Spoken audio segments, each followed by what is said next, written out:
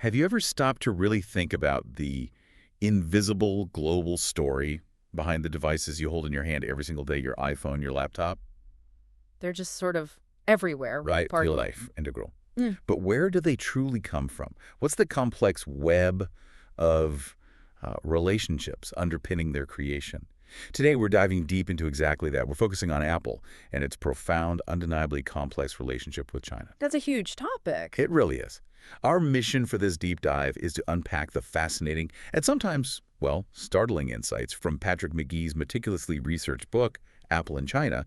We're going to explore his unique background, the surprising core argument of his work, and the incredible facts he presents, including a truly eye-opening comparison he makes to the Marshall Plan.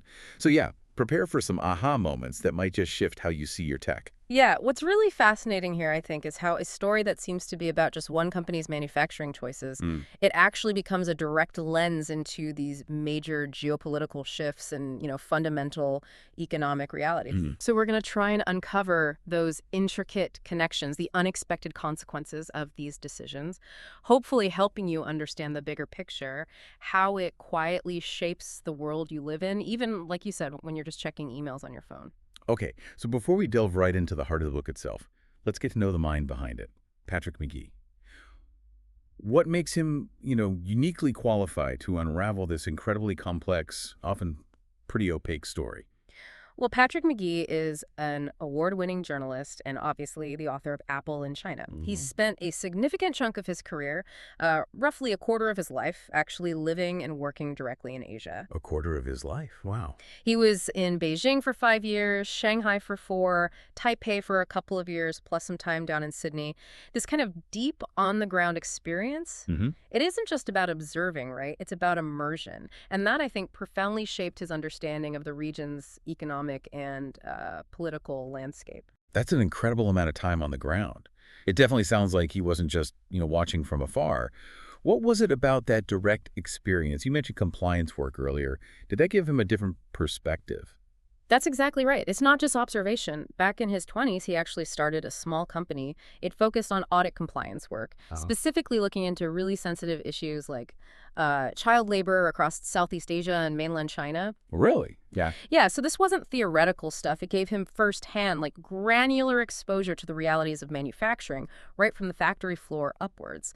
Plus, for 12 years, he also reported for the Financial Times from Hong Kong, covered everything automotive, EVs, connected fitness, and yeah, of course, Apple. Right. So this really extensive background means his insights are built on years of direct observation, detailed reporting, and a very practical understanding of supply chains.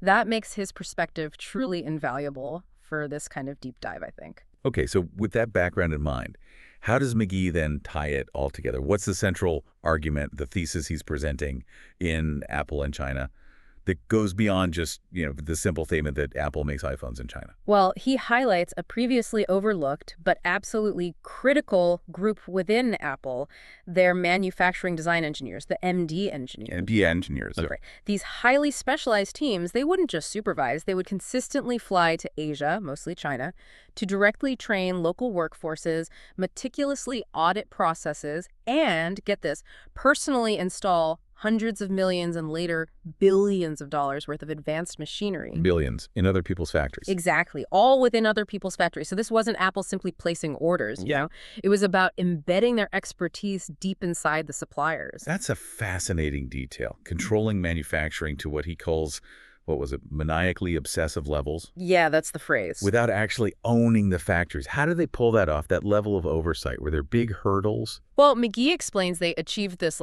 near perfect manufacturing quality as if they owned every single facility by having these MD engineers deeply involved in every single step. They'd even tag Apple-owned machinery with specific identifiers inside these third-party factories.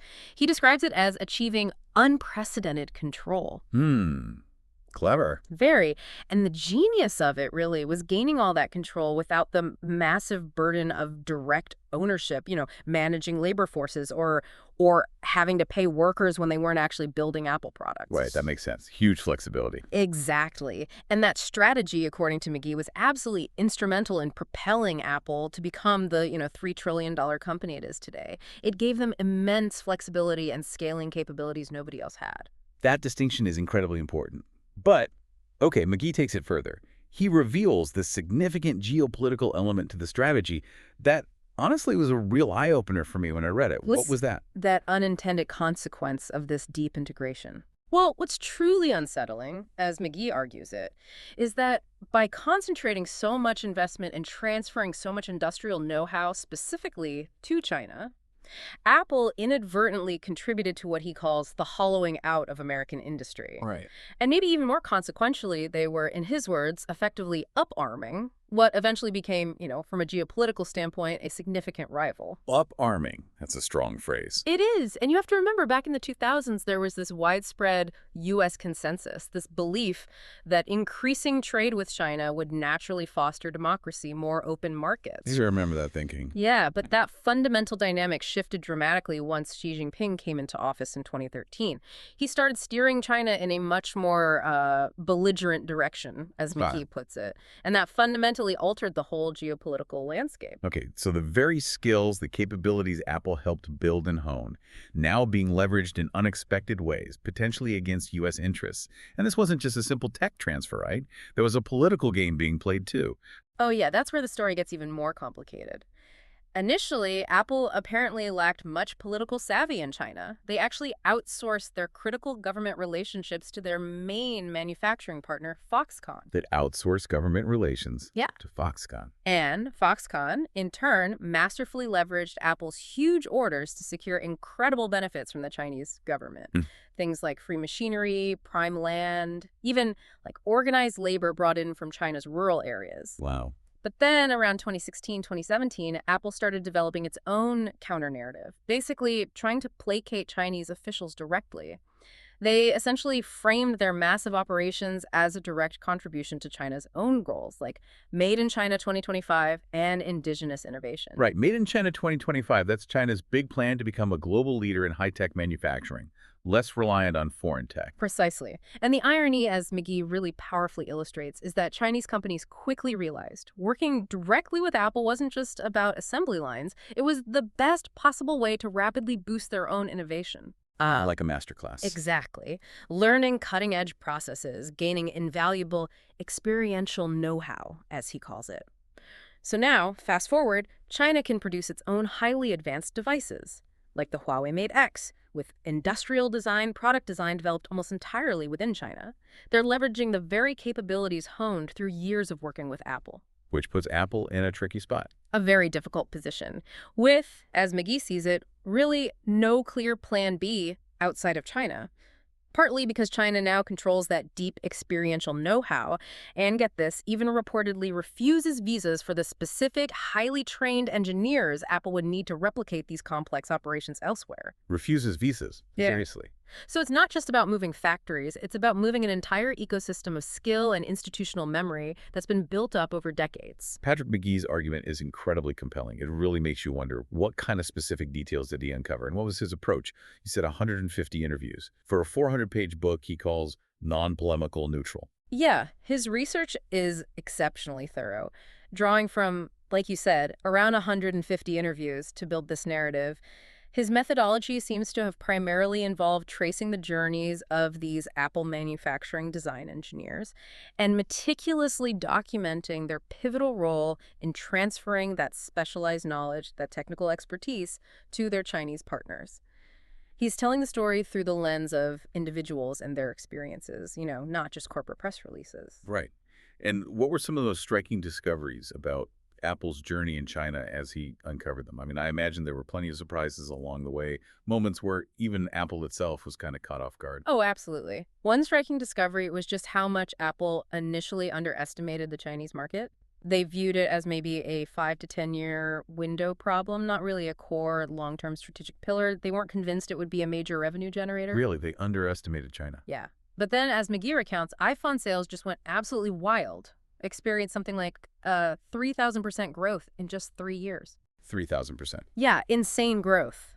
And this rapid, unexpected success led to some pretty chaotic scenes on the ground. Patrick details this phenomenon of the yellow cows, these quasi-gangsters who had previously specialized in scalping things like train tickets, and they quickly pivoted to iPhones. So these yellow cows were basically creating a massive black market for iPhones. How did that even work at scale? Exactly.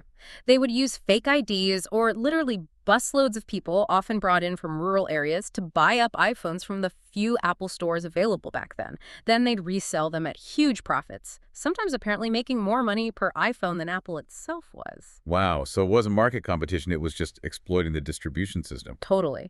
Exploiting Apple's kind of nascent distribution and, frankly, their customer service. These scalpers even started bringing in broken iPhones, sometimes backpacks full to the Genius bars to get brand new ones under warranty. No what? Yeah, they exploited the customer service policies until Apple had to implement really complex measures like serializing components directly to the motherboards to stop it. This actually became such a visible problem that it was even part of the reason Xi Jinping initially attacked Apple on state media back in 2013.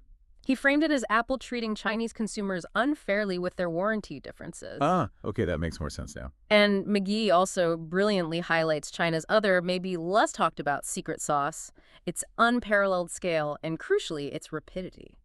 He recounts this incredible story, maybe apocryphal but illustrative, where Steve Jobs supposedly demanded scratch-free glass for the very first iPhone, literally just a day before shipping. A day. You can't change something like that in a day. Well, apparently Apple flew a lead engineer straight to China, and reportedly 8,000 workers were roused in the middle of the night to fit new glass screens on 10,000 iPhones within something like 12 hours. 8,000 workers. Overnight. Yeah. I mean, that ability to mobilize a massive workforce with such rapidity and just execute on that scale, it's truly unparalleled globally. And McGee makes the point that probably no other country could have pulled that off in that time frame. That story really drives home the unique operational advantage China offered Apple. And the book highlights that this massive labor force wasn't just sort of available by chance, right? It was actively facilitated by the government. That's a really crucial point McGee makes.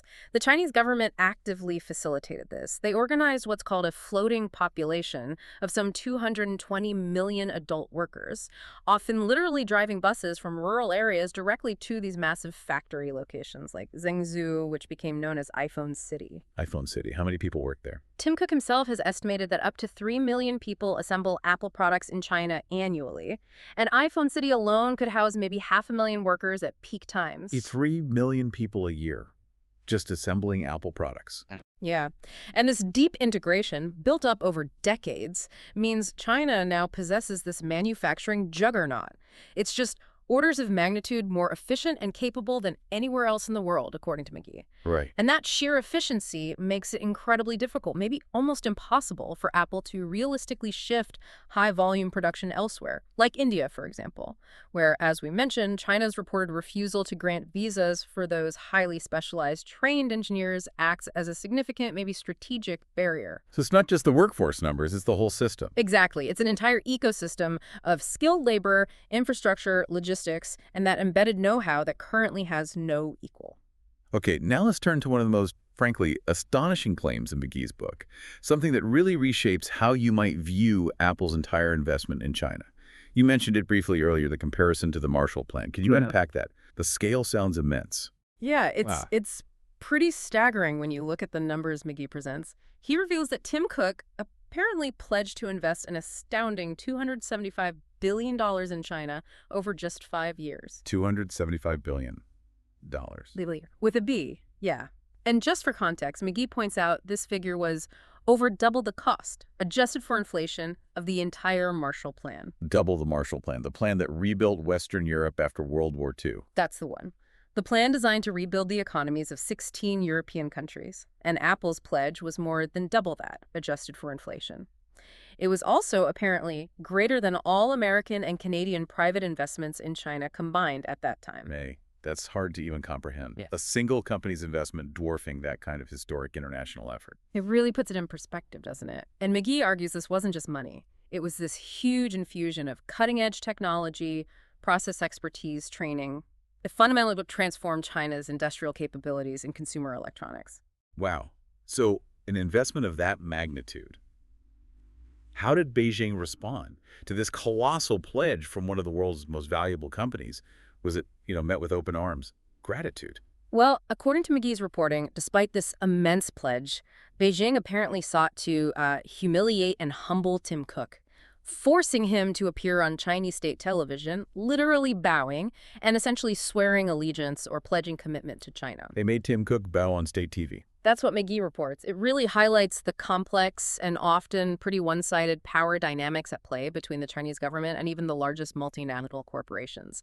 It kind of underscored that China felt it was dictating terms, not just gratefully receiving investment. Okay, so you mentioned Apple's massive investment in China, $275 billion. Yet we regularly hear Apple announce these huge investments back in the U.S., hundreds of billions sometimes. How does McGee reconcile those seemingly contradictory narratives? What's the nuance there? Yeah, that's a good question. McGee views Apple's big U.S. investment announcements like, say, a $500 billion figure over 4 years as potentially misconveying the true nature of their global manufacturing footprint. Misconveying how? Well, he questions how such a vast sum, $500 billion, could realistically only create a comparatively small number of jobs, maybe around 20,000.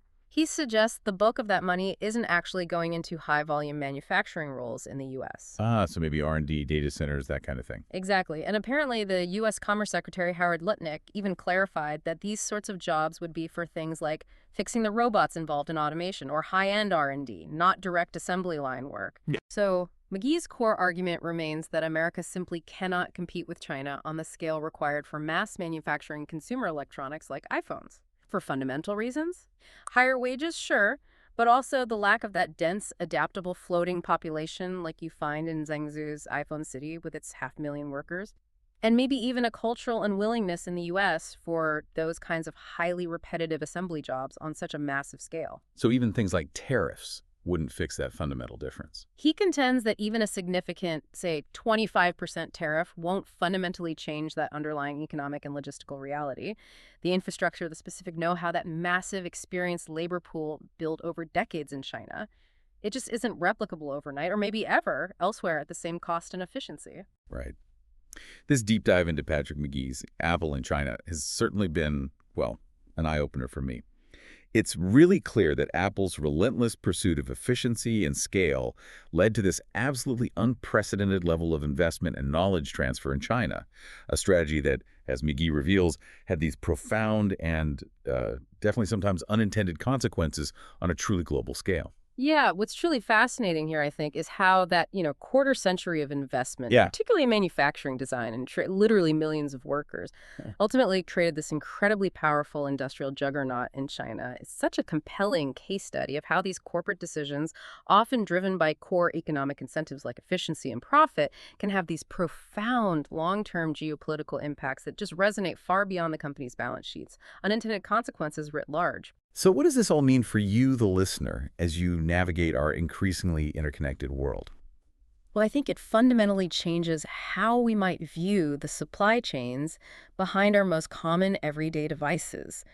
It's clearly not just about where something is finally assembled, right? I don't know. It's about the much deeper technological investments, the human capital investments, that have quietly, maybe irrevocably shaped global power dynamics.